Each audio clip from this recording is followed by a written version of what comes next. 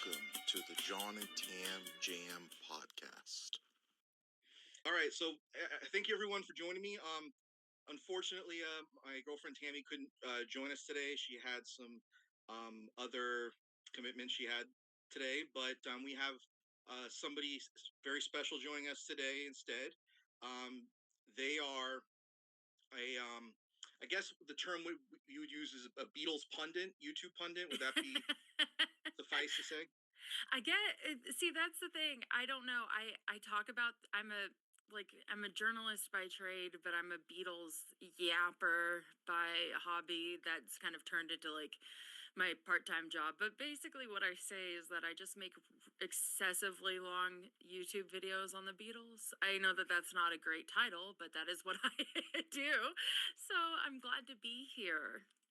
I'll take that. Yeah, I'll accept that. Yeah. Yeah. So yeah, thanks for joining. You're the first established uh YouTuber I've had on our show since we first started. We started about I want to say July is when we first started. My girlfriend like always envisioned herself doing a podcast. She just never really had like the what's the not the cojones, but she never had the ability to Right. convey her articulate her emotions in a way that she ever like truly felt about herself. So Yeah. I mean also it's probably as well might as well because like when it comes to like something like the topic of the emotions and Beatles way that she's not like it's not her expertise. She's not an aficionado like people like you and I are. Right. Laura, yeah. So everyone, this is Lars from This Is Hello. Lars Land. Uh, Yes. so I gotta know. So tell us about yourself. And not everyone on my show. I have like a few hundred subscribers, like 200 plus Ooh, subscribers thus far. congrats. I'm starting to Yeah. get some new. I've been getting a few new subscribers here and there. But well, yeah, tell us about yourself. Why did you decide to start this channel? What was your like earliest introduction to the John Lennon, Paul McCartney, George Harrison, Richard Starkey, or Ringo Starr, whichever you prefer. I always just call him Ringo. You know. So I well, my whole plan with my YouTube channel, I started in 2022, July. Also a July birthday over here. Nice. I it's a good month. It's a good month to get started. I was always planning on doing TV and movies because that's kind of where my interest lied. And then I was working on my last video and I got into the Beatles there. Just I was just watching some Beatles videos and I wasn't really like, Beatles music videos to be clear. And I just every once in a while I'd like I'd go through live videos of, certain performers, and so then you'd inevitably wind up on Sullivan Show and then inevitably wind up on a different, Beatles video. And so I realized, oh, Paul McCartney is left-handed? That's weird. Like I had no idea. So I texted my partner, who is also a left-handed musician, and I go, Paul McCartney's left-handed? And he goes, yeah. And I go, huh. And then 2 days later, I texted him and I go, I think I'm a Beatles fan. Like that's how it started. So it was literally like that. It was that quick. It was like that first 2 days I watched Get Back. I got really into it and I just wanted to talk about the Beatles. So I was working on the Lost video, but I knew it was going to be, at that time, I was like, it's going to be a couple months until the Lost video is ready, but it was actually like a couple years.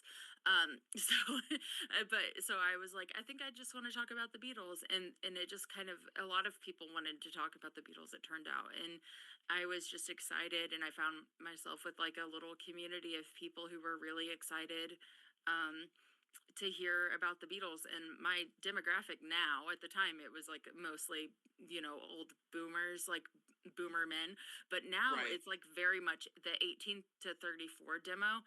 And I've got some girls and gays there, and I'm like really excited about kind of the direction. It seems like there's just a really blooming fandom in the younger gens, and a lot of people are really excited to have nuanced conversations about the Beatles while also really loving the music. I don't mean to quote a Beatles song, but do you want to know a secret? Yes, of course I do. I am also left-handed. There you go. Hell yeah. Part of the club. Welcome to the club. Your partner is your partner, current partner or former partner that. Kurt, and we've been married for about a decade. Oh, So Mazel Tov. Mazel Tov. yeah, thank you. It seems like East Coast is a very um like institutionally is a very, I guess, being on it, like you said, Ed Sullivan, Hmm. John Lennon living in New York. In fact, my father was 6 blocks away from after like 9 blocks away from the Dakota.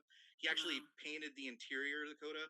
He heard from what Imus, the guy's name's Imus. He was like kind of Yeah. like Howard Stern's rival.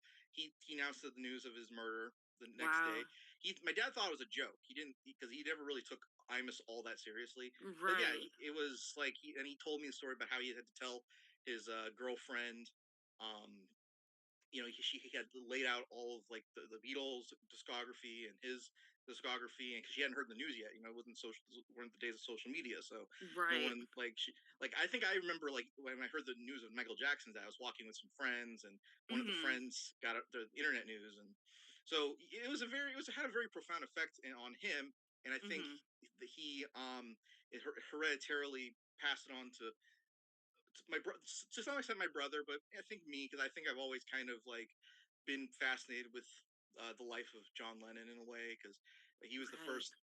first guy. My dad talked about like what being killed is like. Dad, what's being killed? Oh, Yeah. this guy John Lennon I used to love. He was killed. Oh, and he played all his music. He had like the art, the popular Lennon self portrait artwork, the doodle, on his Right. hat, and either promoting the Imagine documentary, and I watched it, and I remember like feeling like, wow, this guy's really like important, like in terms of the music world, in terms of like rock music, and that. I mean, maybe not like all types of music, kind of person, but he was a very significant individual. Like this was my like 2 3 year old brain thought process. Yeah. And I Yeah. mean, and like how old were you when you like got introduced to this lore Oh, of the Fat Four? I was 32. So Oh, that old? I'm 30. Yeah, I'm that old. I'm 35 now. So it's only been 3 years. And so I guess I've been trying to catch up.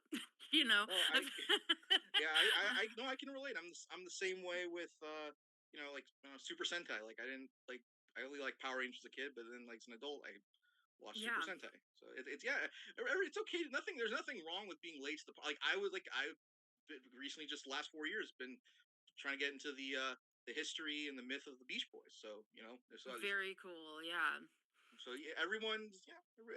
There's no right time stamp to how old you are. When you Yeah. like them, when you like something, you like something. It doesn't matter. I mean, people like in the UK, they can grow up and have gone to Nebworth '96 for Oasis, and Mhm. I could just be like a guy getting out of high school announcing this band broke up. Oh, wait, what's their discography like? Right. It just happens at the right place at the right Right time, time. Yeah. and so yeah, and it's so this year's some significant for some anniversaries Mhm. coming up. It's been obviously you got the 30th anniversary of Anthology. They're doing a Yeah. re-release, and then they're doing the fourth anthology disc, or what assembles. You know, Yeah. I don't know. It's very surface level, but I'm glad they're Mhm. doing when I heard they were doing the separate their individual packaging for it, I think a lot of fans rejoiced. A lot of relief for a lot of people, I think. Yeah. And we can date back further to other anniversaries. Obviously, Sean Lennon's going to be turning 50 on John's 85th birthday, and Mhm. then what's the 1965? Yeah, That's that's where Help and Rubber Soul. yes, those are the two, and then of course the out movie too. Yeah. So I'm just gonna just take out the track listings really quick, just kind Sure. of just see, because I know there's like, cause the thing with I've like, even as a lifelong Beatles fan, like there's still a lot, like for example, like they have different tracks and album listings for the UK and in the US, and then I don't know, Germany. Mhm. Yeah, interesting. Yeah, because I know in Germany they did the I want to hold your hand. She loves you. They sang it. Those songs Mhm. in German. Sie liebt dich. Yeah. Yeah, it's not my like I probably out of the four languages I do know, like, and I know very little of like Spanish and Japanese. Mhm. Germany might be a close second, and no fifth because Hebrew. I know, Oh, like, okay. There you but go. again like very small percentages of words. Like some words I picked up in class and picked for my ex. It's like she was from Mexico, so all Mhm. right. Let me see. Help. Do you want to know a secret over here? I have to say I've only listened to the US releases all the way through, maybe like once, twice. Like it's the one that I've listened to more is Rubber Soul, but the US releases, especially since they started a little later, I think a lot of people do this, and that makes me feel a little less awful about it, but kind of see the British releases as canonical, and then kind of the US releases as like supplemental, I guess. Um the thing where it took me a while to get on to, like, okay, this is where the singles are, this is what singles were released in the US, this is what singles were released in the UK, like, because it was quite different for the first couple of years, and it does get a little confusing if you're not paying attention. Localization can be a very tricky thing when it comes to fandom. Like you look at something like Final Fantasy games, or like even to some extent the Super Mario titles, Mhm. particularly with Lost Levels and Mario Yeah. 2 and US. Yeah, like all that jumbled mess. It just when it comes to regions, it's always like for me, I don't really care about region stuff. If Final Fantasy 3 is actually Final Fantasy 18 in Japan, I don't care. I just care if the game's good or not. Titles and orders of things don't really matter that much to me. I mean, the only reason it would matter to me is if I was confused about if, like, like for example, you probably are well aware of the Traveling Wilburys. They have Volume 1, Volume 3. They don't have a Right. Volume 2. I think that Right. was meant to be a joke, but that's always Yeah. bothered me. Like, even to this day, I'm like, when's Volume 2 coming out? What's Yeah, that about? I find it bothersome as well. Yeah, it's a little OCD. I mean, and being on the spectrum, like you try not to let that stuff bother you. I mean, Just but it's like, why? Why? What was the point? why? Yeah, tell me why. Yep, I Yeah. get it. All right. So, well, I guess this is a very easy opening track to talk about with is the title track, Help. Yeah. Recently somebody did oh yeah, Paul, there's this narrative going on that this is like the first time Paul's ever played the song Help live before, but no, he played it live in a John Lennon medley in like 1990, 1991, something like that. So Mm. this narrative that this is the first time he's ever played Help live, that's not true. And I'm pretty sure he's maybe played Help at least one other time between 1990 and now. But nevertheless, it's like anytime Paul pays tribute to John, it always like warms my heart. I'm a Yeah. sentimental guy. What can I say? You're right. Um, and so, but the song itself, so that's I've always loved that song for Me too. many different reasons. I feel like I remember my dad when my parents divorced. Like my dad because my dad is a musician, he plays music. I remember Mhm. he was going through a really hard time, and like me, I guess me coming to his house and visiting him, he played that song, and it's like he was playing that as this was, it was about a relationship. Like I do, like, help me if you can. I'm feeling down. I do appreciate Mhm. you being around. Like he like that song kind of brings me back to that period of my life where Right. like, and you can, and when I've like my independence seemed to vanish in the haze. Like there's like so many interpretations that people can identify with that song. I mean, like, I'm just curious, like what's in the last few years you've been deep diving into the band's history. What does that song mean to you? Well, help, I think for me, it's not necessarily like a place in my life, but it was a place in my love for the Beatles because it was one you don't realize how many Beatles songs you know until you get into the Beatles and you're like, "Oh my god, I know I've heard so many of these." But Help was one where it was like, "Okay, I already have like this placeholder right here. I already know this song." And so when I would start this album, and it's such a strong start, like it's such a strong start to this album. And not only is it such a beautifully wonderful, like, help help, you're like, oh fuck yeah, I'm super sorry if I'm not allowed to cuss, you can, I'm sorry. But you're like, oh heck yeah, this is awesome, like I love this. And then you go and you look at the music video, and I thought that this music video kind of gives us this really nice connection to the Beatles, because not only are they having this really interesting, they're sitting on, like a construction horse, and they're having this, they're all making faces and stuff, and George's face when he had like all this stuff coming down on him looking at the screen, I just remember, or looking at the camera, I mean, I just remember thinking, oh my god, these guys are goofballs, they're just normal people. Like it really humanized them to me, and I always felt like this song is quite commercial, but it's perfect for this time in the Beatles, and Help is always considered the transitional album. And it is really nice that in this transition there's a very meaningful song for John, and he always loved this song.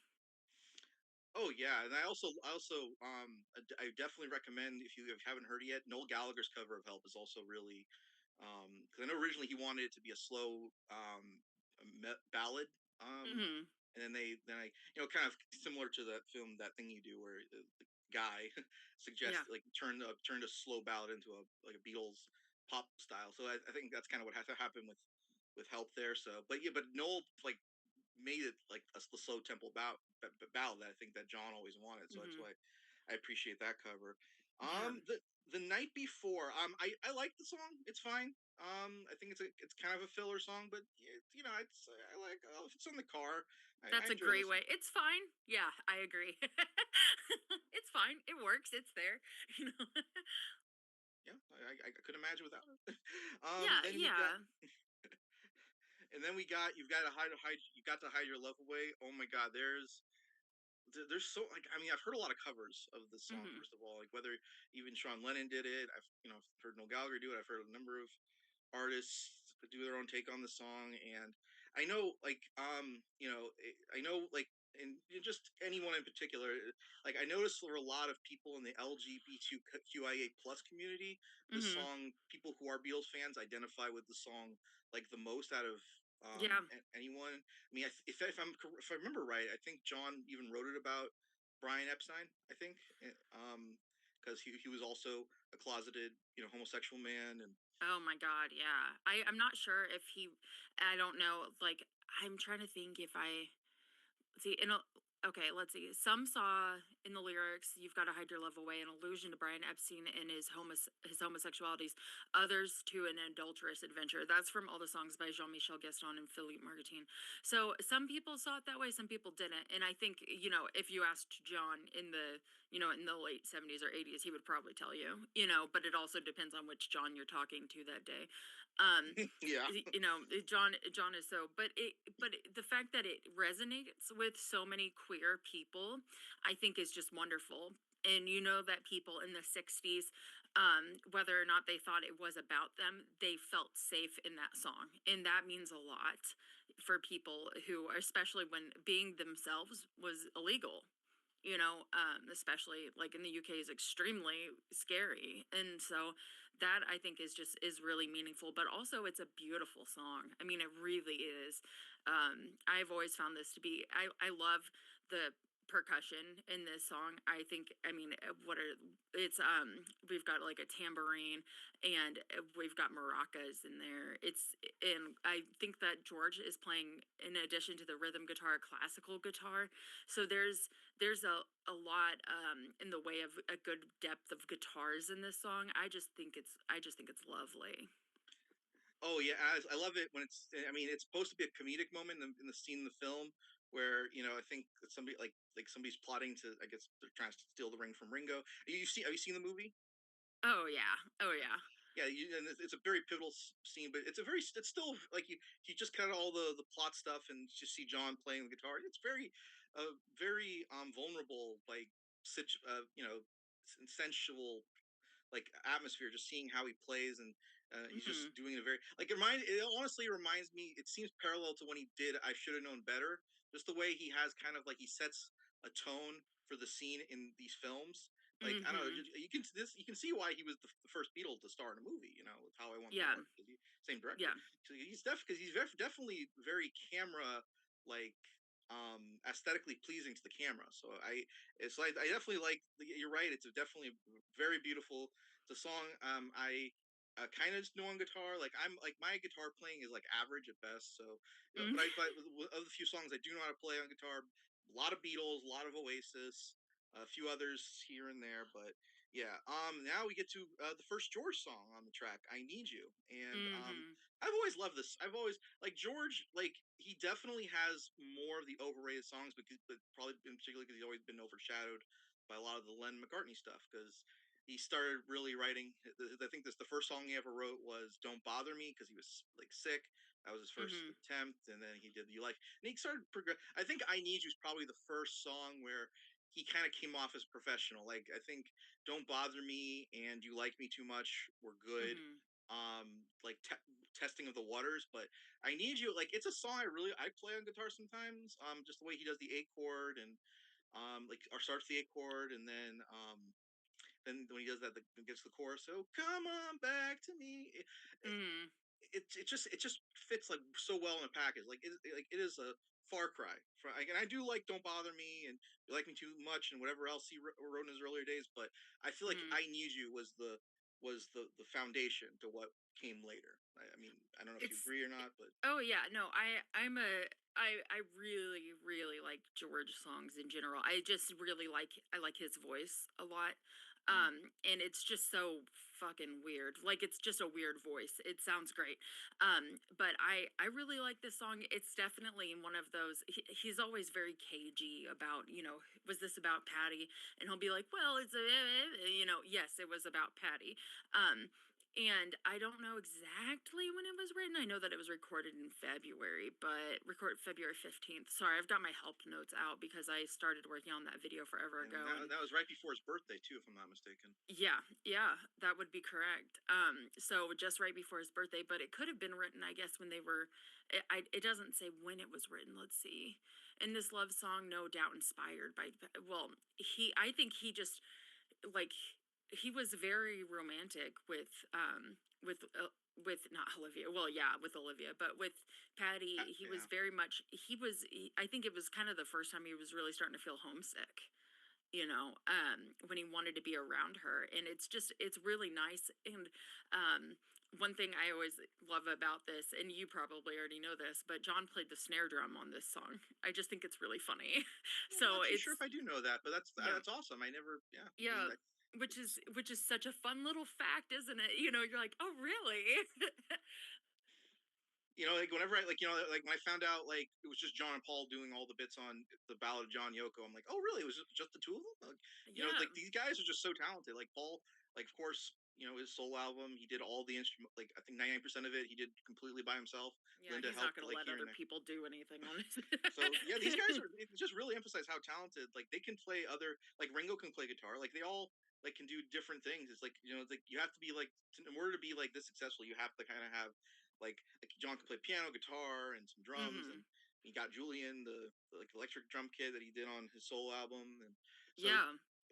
yeah, no, I think these guys, yeah, I mean They stayed curious. They were curious about how to make things sound certain ways. You can see that in Get Back, at the end of their time in the Beatles. Really, they're still curious about yeah, how do we do this? How do we yeah, do this? because that scene in the movie where Billy Preston got that electric thing from Japan, that Yeah. stepstone or something like that. Yeah.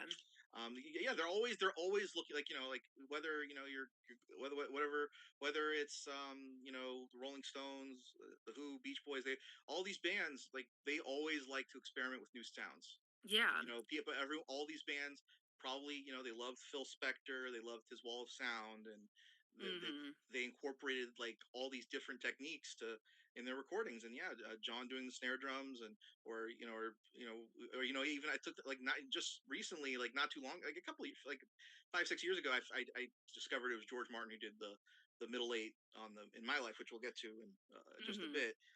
But then okay, so we got Another Girl, which again, like the night before, I don't know, they're kind of like tandem in tandem. Yeah. They're very similar, like good album fillers. They're fun to listen to, and I like the sequence in the movie that it's used for. With the which I think the Ruddles parody with with the African American girl hula hoop lady Hmm. and all of the other hula hoop ladies in the video too. So Yeah. that's kind of the most. I mean, Well, Paul even said, he said it might be like a bit much to call them fillers, but this, we all had to like it, but this could have been vetoed. Like he even was kind of like, I'm not going to say it's a filler, but I'm not going to say it's great, yeah, I don't So, know if you went. Yeah, when you said that means a lot earlier, I don't know if that was tongue in cheek to the anthology song that was used, because I know this was originally in that one. You got, like, honestly, you probably could have replaced this one with That Means a Lot or mm, Trouble, and you you got wouldn't. a good point there. Yeah, hadn't thought it wasn't tongue in cheek, but that's actually a really good point. And another thing too, this only was done in one take, which by this point I'm looking through. Let's see, well, they're usually doing two takes. We're not, but then Act Naturally gets 13, so there you go. Like, so that's not, I guess, that unusual, but maybe they kind of just ripped this one off and they were like, okay, we're done. You know what I'm saying? So it wasn't. It was kind of not an afterthought. You know what I mean, though. It was Oh, kind of what we're yeah, saying. no, I mean, it's like sometimes you got to get a certain, you have to reach a certain threshold of a certain amount of songs, and Yeah. because remember, I think they when they were talking about like A Day in the Life, like they said, like an album would take like 9 to 10 hours to finish, and A Day in the Life took like 30 something hours. So they were Exactly. they were very more quick paced songs at the time, and and that but then like and then so this but for this other one's probably one of the most famous ones, Ticket to Ride, which I did a TikTok of recently. Funny enough. Nice. Um, yes, thanks. Maybe I'll send you an email sometime with it. Yeah. Um, but that song has always been kind of like it's I don't know. I always found it a bit of a cheesy song, a bit of a Hmm. camp song, but it's also sentimental as well. It's like you have the best of both worlds with it. Because I think about it also it's kind of a feels like a bit of a breakup song too. She's got a ticket to ride. She don't care. She said, "Live with me would bring me down." Like, oh Hmm. man, with my previous love life, man, that hits Yeah. that hits home. So that. Right. Yeah, no, I always liked Ticket to Ride, and it's the same thing as with Help. I liked their music video for it. They're obviously miming, as they call it. We call it lip syncing, but where Ringo is barely playing the snare drum and he's kind of joking, everybody's laughing. I think it's funny. Like, and so I think it's a fun one. It's a fun one to watch them play live. But I think if I hadn't had that basis, I'm not sure if I would have liked it as much as I do, but I do like it quite a bit. I just don't really understand. This is one, I think, let me look. Yeah, this is the one of the ones where John said it's one of the earliest heavy metal records made, and I'm like, buddy, I'm not so sure about that. You know, I like, mean, I would, I mean, I think, I would, I mean, because what Helter Skelter, the whole premise was, oh, Pete Townsend was going to make something really dirty, heavy sounding, and Paul's like, well, I got to beat them to that, so I would make the argument for Helter Skelter, but hey, yeah, John, you know, R.I.P. buddy, but agree to yeah. disagree on It's that okay. one. It's okay, John. You're okay. Yeah, no, you know what? Listen, we love you. We wouldn't be here without you. We wouldn't be We talking love about you right you. now. And this, Yeah. yeah, we love you. Yeah, yeah, yeah. And then, I s- I see yeah. what he says about the drums being heavy, but I don't know. It's like you don't know what you're Well, inside. Like, oh, come on, yeah. that's not Well, heavy metal. there's so on the drumming is very in the song "Girl Don't Tell Me," which is on Beach Boys' "Summer Days, Summer Nights." The whole Hmm. song's a complete ripoff of "Ticket to Ride," like even to the drumming. Like if you listen to the drumming, the Dennis Wilson does the same. Okay, It's literally like how the exact same. this. Yeah. Yeah, you go like how they said yes, it is a rewrite of This Boy. Girl Don't Tell Me Mm. is, even if I don't think Brian Wilson it was intentional, but it is definitely like a complete like inversion of Ticket Of to Ride. If you Ticket ever to Ride. listen I'm to gonna have to listen to it again. Which song is that again? Girl Don't Tell Me, yeah, it Girl, is. don't tell me. Yeah, Okay. Carl's like doing a John Lennon emulated voice, and it is definitely, it's one of my favorite Beach Boys songs, but only particularly because it sounds like a Beatles song. It is probably Right. their most Beatles sounding song they ever did. So yeah, the drumming in that, like Dennis just completely copies Ringo in that one. And then we got Act Um, Naturally, which is Sorry a to interrupt, but I know that you said you wanted to keep it around a half hour. I could talk about the Beatles forever. Are we going too long? Like, is that okay if we keep talking? it's up to you. I just want it.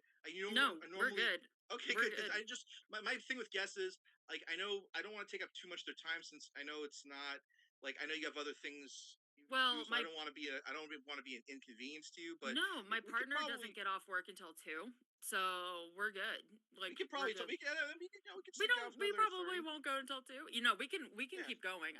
We're Yeah, good. the most our podcast goes is about an hour, so yeah, we could just it's Yeah, just you and me.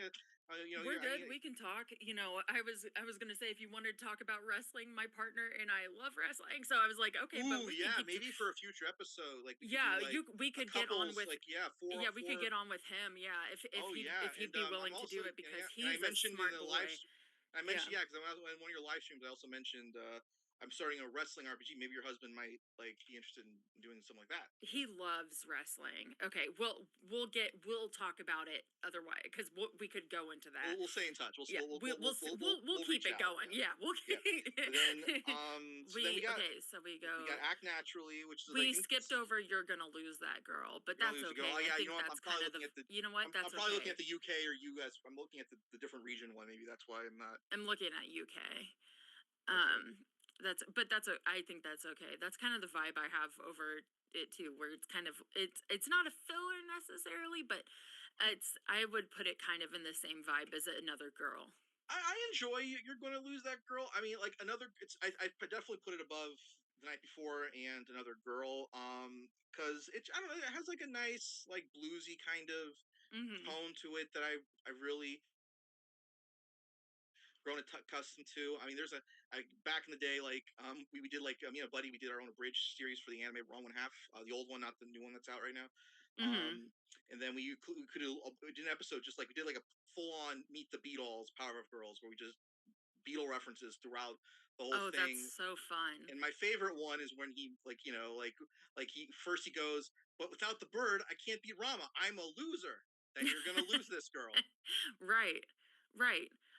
It's always, You're Gonna Lose This Girl is very interesting, because it doesn't really seem like a John message of like, you need to treat this girl right. You're like, huh, okay, all right. That doesn't seem like John, but okay.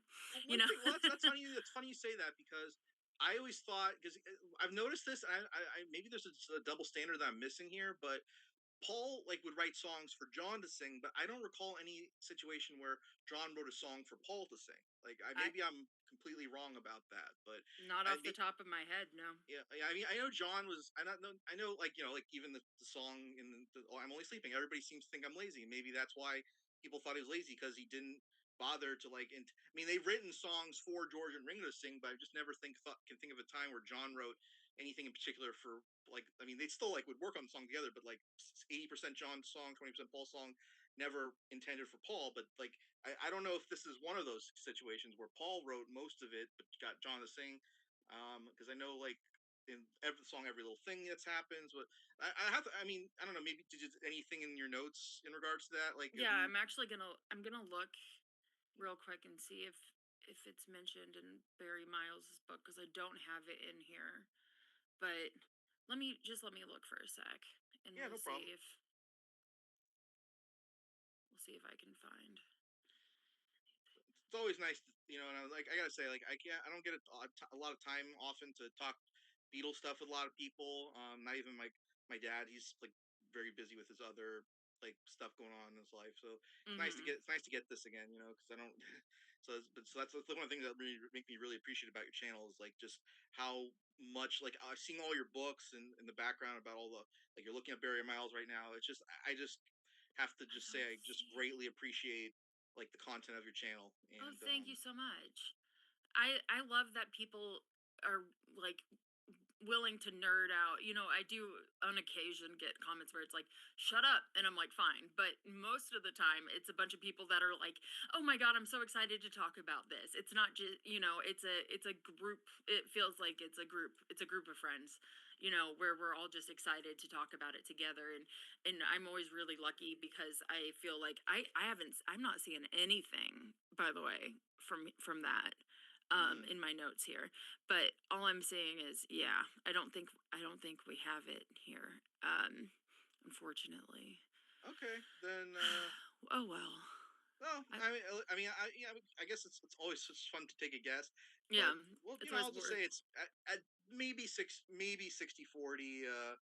We'll never know. We'll never Someday know. we'll find Yeah, someday, maybe someday. You never know. maybe someday. Okay, so the next one we got is "Act Naturally," which is Mhm. the first cover of the album. I believe yes. What's interesting? Because I remember when you were telling me like you do count. Sometimes you'll count covers as like it can be like I guess you can go back to like yeah, Whitney Houston, always love you is technically Dolly Parton, but Right. people will always associate that as a Whitney Houston song. I'm not saying Act Naturally is in that that aura, but I can But it see kind of is. Yeah. but for at least for Ringo, like I like at least in terms of Ringo's like all the covers, like I like this cover of Boy. You said Boys is your favorite cover of his. I Boys was my favorite performance of his when I saw him on September 10th. But now I have to wonder for favorite cover of his. It might be Act Naturally.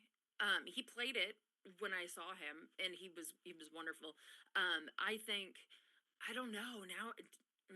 Now I'm wondering It's like how I it's could okay. pick. Everyone has like the recency bias, but Yeah, it's hard because Boys was such did he sing that? a Did he strong sing that when I performance. saw him live? Because I saw him live 6 years ago. You saw him live a month ago. Yeah. Did he play that song? Those songs? I'm pretty sure he did. I know he played at least one of them. I remember a lot of the Men at Work guy and Joe Wall. I remember some of the other guys playing. They're Oh, it was such a oh my goodness. I just had such a blast. I had such a blast. I would be down to, I still have not seen Paul. I've seen Ringo once. My dad's seen Ringo with me, along with my friend and his dad. My dad saw George, and my friend saw Paul, but I've not.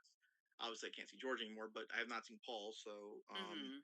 that'll definitely. I mean, like as long as his tickets are like going to be like 700 minimum, it's just I don't think that's going to ever be a realistic goal. You never know. Maybe I'll win a sweepstakes. Crazier things have happened. Um, but Oh, yeah, no. hey, wait, you're exactly right. I just found something in Barry Miles. Okay. Oh, for You're you're gonna lose that girl.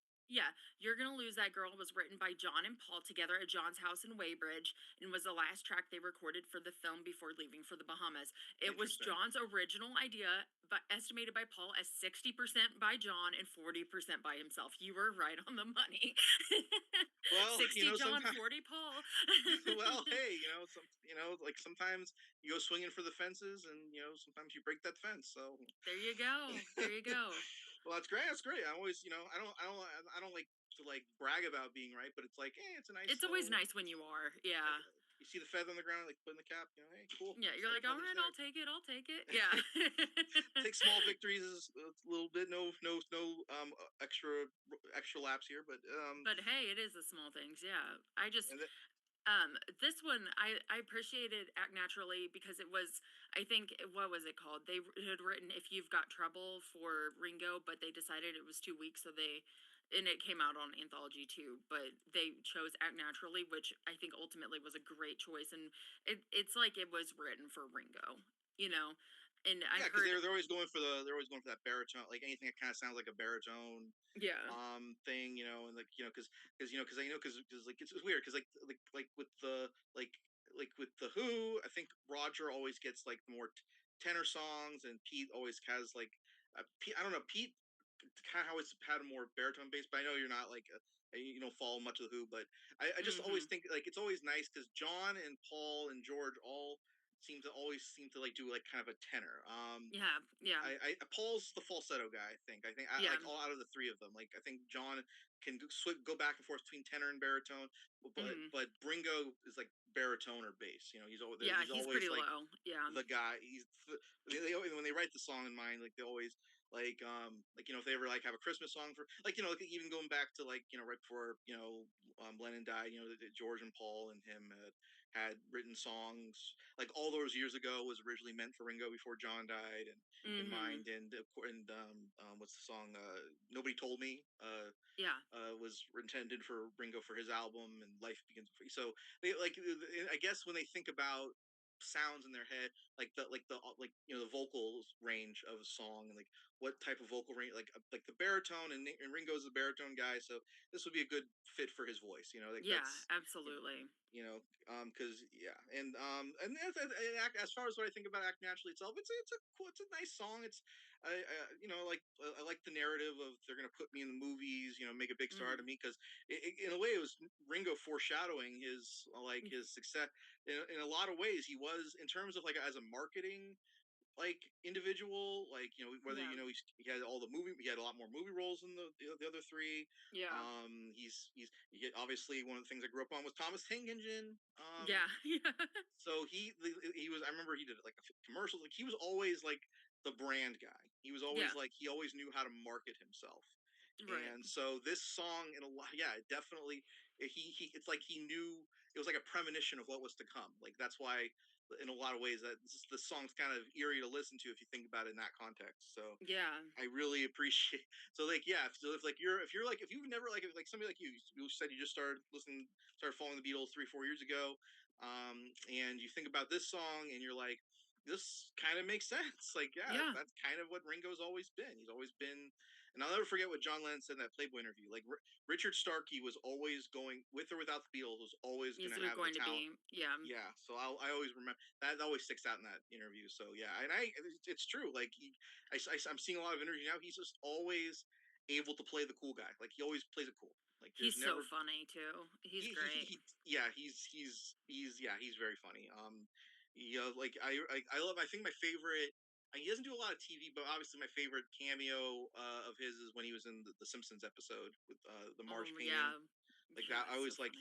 like, and then he talks about like he making up all the lost autographs, and then 20 years later says the no more Yeah. autographs video. No more So fan mail. he's Yeah. always been more fan mail. He's always been kind of this song is, it kind of gives you a sneak preview of what, like a general consensus of what Ringo could be like. So yeah, I appreciate that song. All right, so now Mhm. we got It's Only Love. This one I've always had like an affinity for. Like I've always admired just the strings and how John would go in the highs. I get high when you, and then goes low. Mhm. Like he goes his range is kind of, the tempo just kind of goes all over the place, but it fits. It's like, and then when he gets to the chorus, like this guy is definitely, like, you can tell like by this point, like John definitely has some type of kind of, so like I think even if like the diehards could figure out at this point, like John kind of had some trauma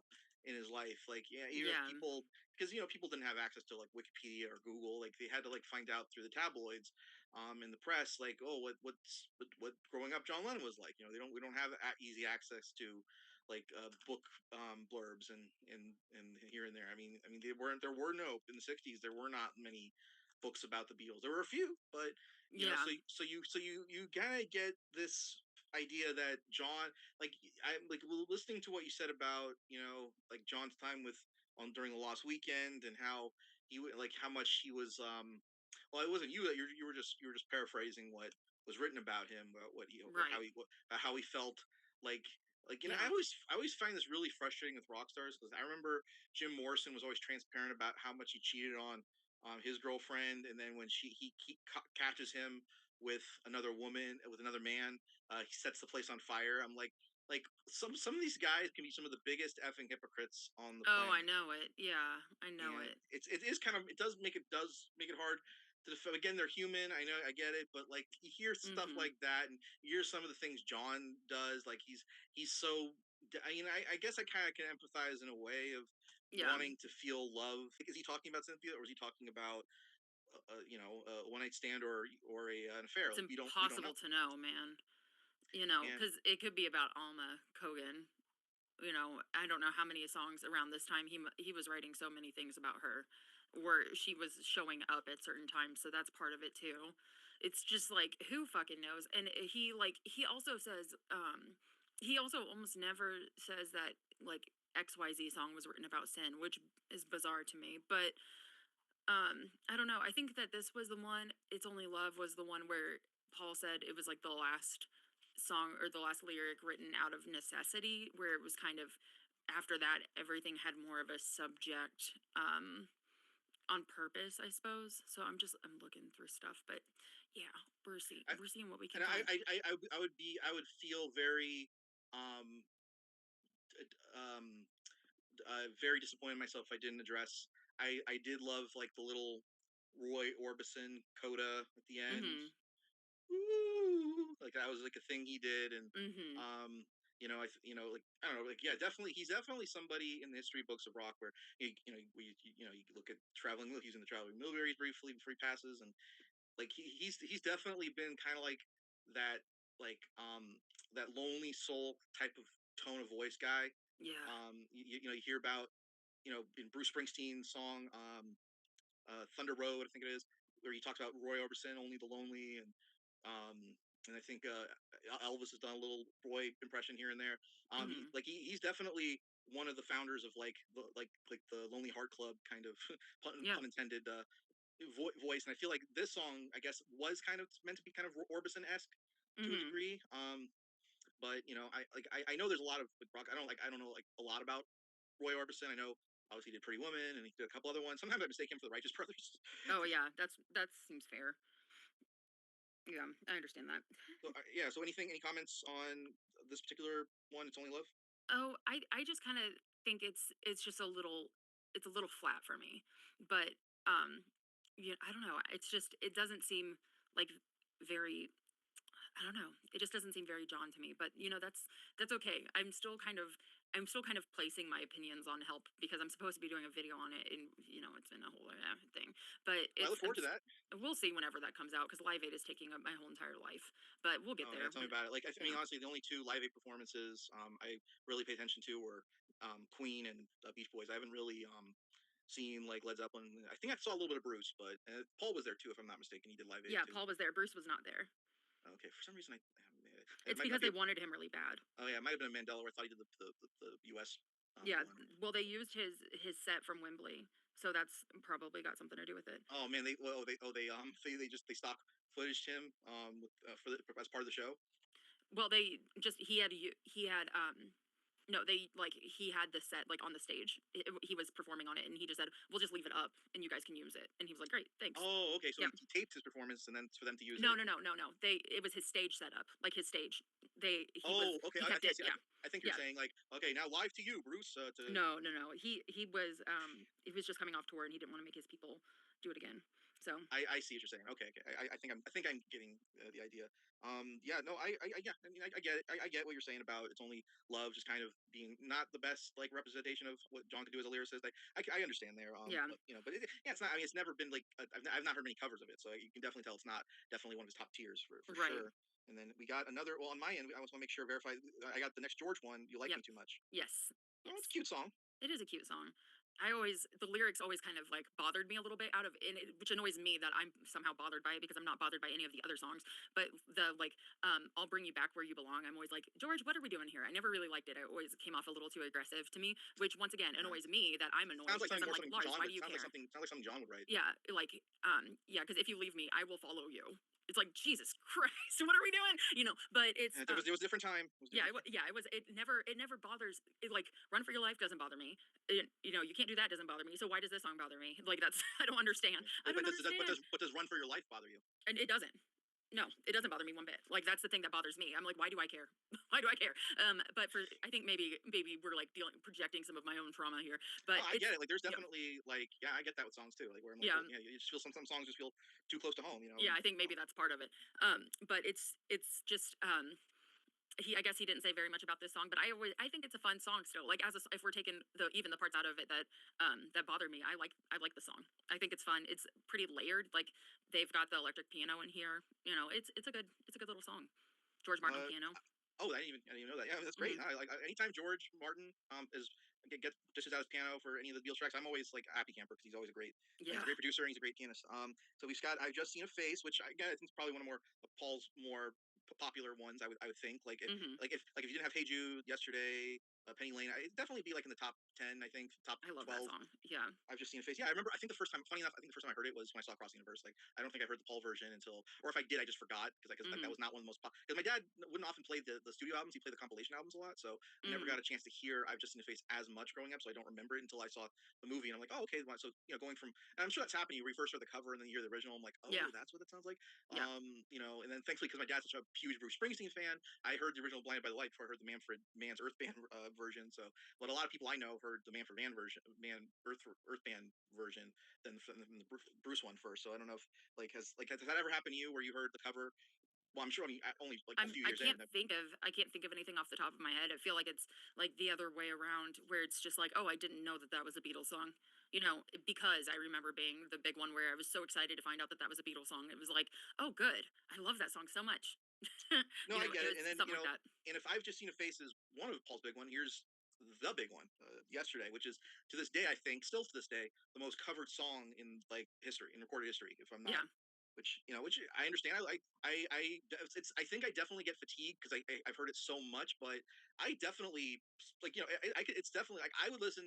I love Hey Jude. The Nana Nas kind of get a little tiresome after like 10-15 minutes, but Hmm. yesterday I would always listen to it no matter even if I was tired listening to it. It's just one of those songs it's like it's like Imagine. Like you can get tired of hearing Imagine, but you know why they're playing it. You get the importance of the Right. song. Yesterday and Imagine like are both two songs I feel like people like they're important. It's not just about like the quality of the songs, which they are good, great songs even, but the importance, the significance of the songs, Hmm. like matter just as much, if not more. Yeah, it was one that I obviously had like heard before, and I feel the opposite way where I will never skip Jude, but I'll skip Yesterday, and that's okay. I think it's all with Yeah, I'd our say it's certain. a longevity. I think it's just a long. If Hey Jude was Yeah. as long as Yesterday, I'd probably say Hey Jude, but I think it's just the longevity of the not the No, long. it's I think we all have our own like pet skip songs that are very popular, where it's Oh like yeah, this particular song grates on you or whatever. Everybody's got one or two of the big Beatles songs that they're like, this one I skip. I'm sorry, don't be mad at me. I skip this one. Like, now I know now I Yeah. know how Oasis fans feel with Wonderwall. Yeah, yeah, exactly. Where it's just kind of like this is a lot. I've heard it a lot, and yeah, like that's just how I feel about it, No, And I so I get it. understand Like how you feel about Jude. but Yeah, that's my point though. It's so overplayed. It's so it covered, is extremely stupidly overplayed. recovered. Yeah, Yeah, and it's like 500,000 people covered. Yeah. No, I get it. And yeah. again, we can acknowledge the importance, and we can have varying degrees of the song itself. But Interest. Yeah, yeah, but it's interesting that this is the album. It's crazy that this song 60 years. It's 60 years old now. I mean, God, time just it sounds great. flies. Still, it doesn't age. Yeah, you could have like it could have been made yesterday, and it would Yeah, still. it literally. Yeah, really. Yeah. But yeah, so okay, then we got one more. I have Disney Miss Lizzie. I'm not going to spend too much time on this one. I know it's a cover. I know I've heard it. It's a cute like kids song. I mean, if kids play for your kids, like you play Purple People Eater. You play some of those cheesy. You play the Monster Mash with it. Like it's a Hmm. cute song. Like I feel the same way about Good Golly Miss Molly. Yeah, Just same. all the like Great Balls of Fire. Like I heard these songs in elementary school, and like I feel like the Boomer generation were really into it, while millennials, Gen Z, I think just kind of like Hmm. went along for the ride. Like, hey, great, you guys like this? I mean, I'm great. glad you like it. Yeah, Yeah. don't want to spoil the party, so Yeah, it's. I think that they like it a lot, and good for them. Like I don't know. I don't know a lot of Beatles fans that are like, "Oh, I love that cover." It's I just mean, I they love like to perform it. my favorite. My favorite cover of like a 50s, like it's a toss up between either. I love their version of Please Mr. Postman. Like I'll even play it on guitar. Like I love their Hmm. version of Please Mr. Postman. Was it the Rockettes? One of those girl trio singers. Hmm. They did the original version of that. That's a good fine one too. But I just I don't. Yeah, so there and the other one, Buddy Holly's Words of Love. Like those two are like Yeah. the best. Like oh, and You Really Got to Hold on Me. So those three, those are the ones that I really appreciate the most. I'm not saying the ones that are like the boys or whatever. I'm not saying they're not good, but I think if I Hmm. were to like if I were to listen to like if somebody said here's three songs, you're stuck on an island and they're just songs that the Beatles covered, those would be the three. So that's right. Yeah, I'm with you. It's just not. It doesn't. It's it's just it's a cover. right.